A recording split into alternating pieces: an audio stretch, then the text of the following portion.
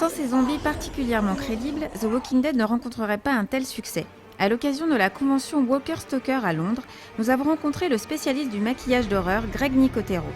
Réalisateur de plusieurs épisodes de la série, superviseur des effets spéciaux depuis les débuts, il nous explique comment il crée ses rôdeurs. Il y a quelques techniques simples. Si vous voulez utiliser du latex pour que la peau ait l'air un peu plus flétrie, le plus souvent ce que vous pouvez faire est de pincer la peau comme ça, puis étaler avec un peu de latex dessus et la sécher avec un sèche-cheveux. Ensuite, vous ajoutez de la poudre pour bébé et cela lui donnera un aspect particulièrement ridé et vous aurez une peau qui fait vraiment peur. Je crois que l'une des choses les plus importantes dans le maquillage de zombies est de s'assurer que le jeu des ombres et lumières soit subtil. Si vous regardez la photo d'un crâne, vous verrez que c'est plus sombre dans les orbites, sur l'arête du nez et autour des tympans.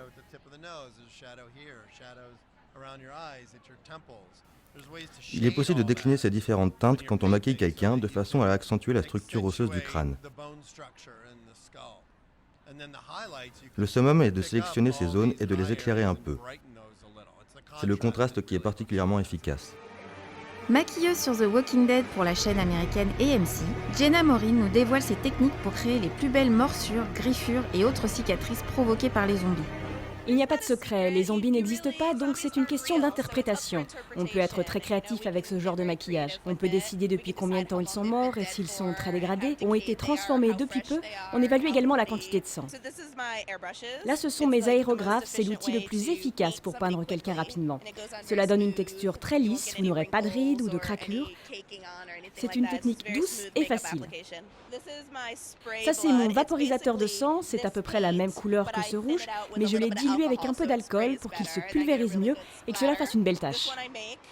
Celui-là, je le fabrique moi-même. C'est du glucose, cela fond sur la peau, mais c'est comestible et bon. Donc si j'en étale autour de la bouche, comme si vous aviez mangé de la cervelle, cela a un goût de cerise. Et il y a aussi cette éponge qui donne au sang un aspect très cool. Cela permet de créer des éclaboussures autour des blessures. Nous fabriquons notre propre sang. La formule est secrète. Et nous le vendons à des producteurs de cinéma dans le monde entier. Notre sang devient presque célèbre. Et nous en créons différentes sortes pour les films de Tarantino.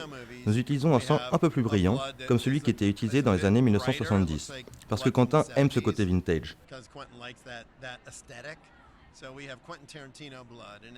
Donc nous avons celui de Tarantino, celui du réalisateur Greg Walker, bref, nous avons toutes sortes de sang.